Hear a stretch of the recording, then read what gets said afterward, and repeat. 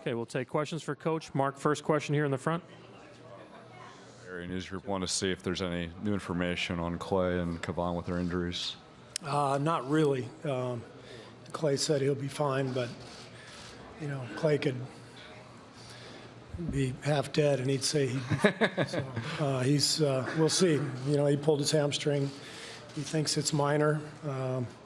So I don't know what that means going forward. And Loon, something with his shoulder, and so we'll see. Sorry, that's all I got. Given all those things in play, what were the keys you thought of the team ultimately prevailing over this? Well, I said yesterday and today that 109 points is plenty to win the game, which is what we had in Game 1, but we gave up 118. So it was all about our defense, and we held them to 37%, and forced 15 turnovers and guarded the three-point line well. So it was championship defense, and that's what it's going to take. Nick, back left, standing. Steve, Nick Friedel, ESPN. Back. How would you put into context the performance DeMarcus gave you, given the fact that he's missed 6 weeks and he tore his quad? I thought he was great. I mean, we came in thinking, all right, he can, maybe play 20 minutes, and he gave us almost 28. There was only one time in the game when he needed a rest, which was mid-fourth, and we gave him a couple minutes and then got him back in the game. But he was fantastic, and we needed everything he gave out there: his rebounding, his toughness, his physical presence, getting the ball in the paint, and just playing big like he does. We needed all of that, so I thought he was fantastic. Phil. Hey, Steve. Phil Barber, Santa Rosa Press Democrat. That 14-0 run to start the third quarter, we've seen some big third-quarter runs from you guys, but how do you put that one in context amongst the most important you've seen, and how much of that do you think was keyed by the defensive intensity? Yeah, I mean, it was the big point in the game. I thought just staying in the game at the end of the second quarter was also very important. I think we were down 12, and place was going nuts. We couldn't score, and Steph and Clay both got loose, and the game loosened up a little bit, and we scored. We weren't exactly making stops, but we cut the lead to 5 and could kind of breathe at halftime. And I think our guys felt renewed life at that point and came out and just had a great run to take control of the game, and we were able to finish it out from there. Tim in the back right.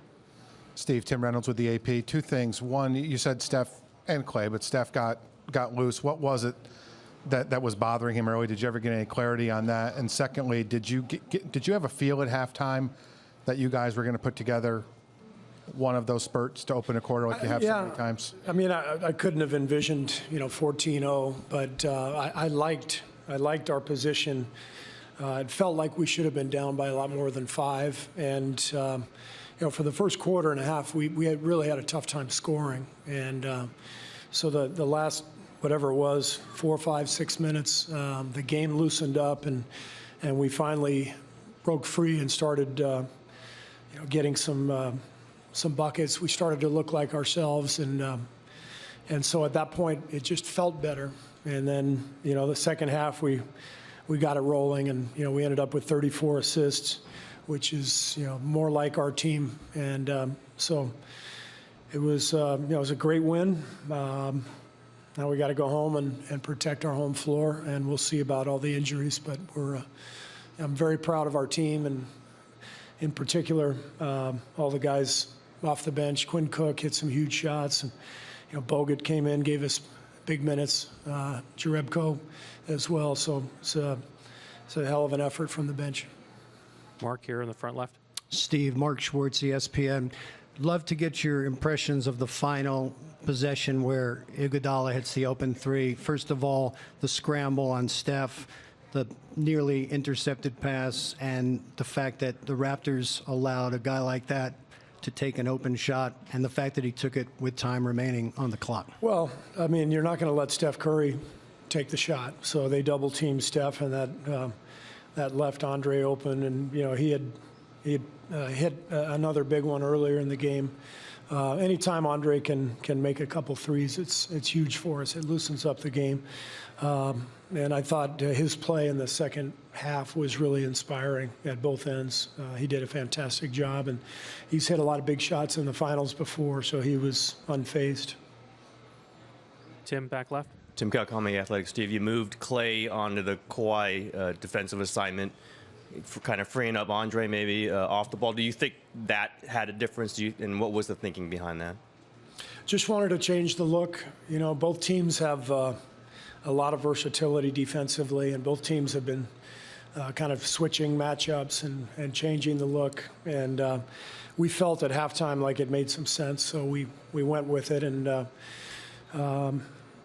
whether that was it or not, I mean, we just got into a good groove defensively to start that third quarter. And so we'll take a look at the tape and assess what we see. But it was a great third quarter effort. Held them to 21 points in that quarter.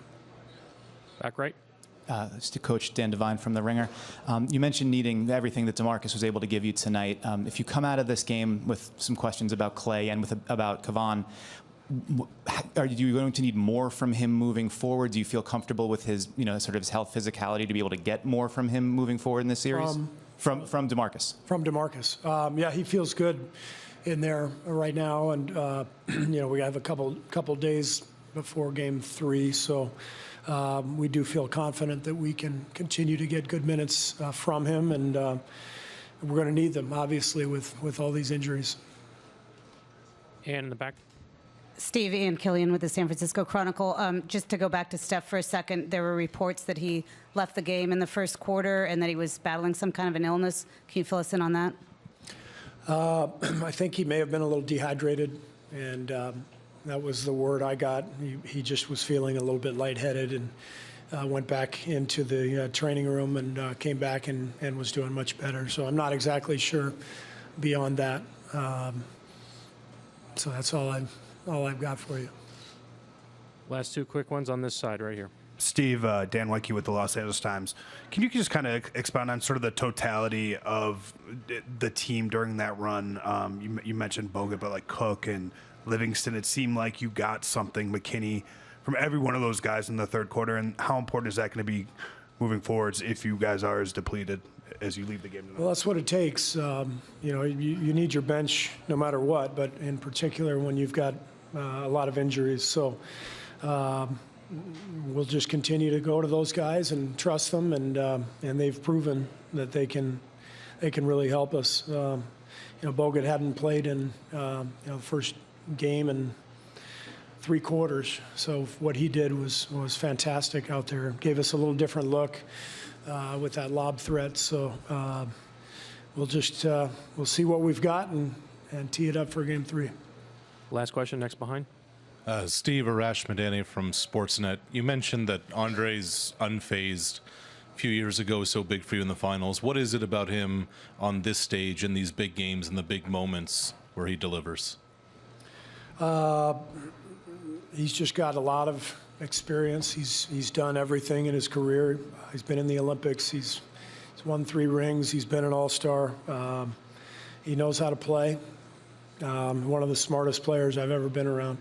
And I think he sensed that we needed his production in that second half, and he came alive. Thanks. Thank you, Coach. Coach Nurse will be next.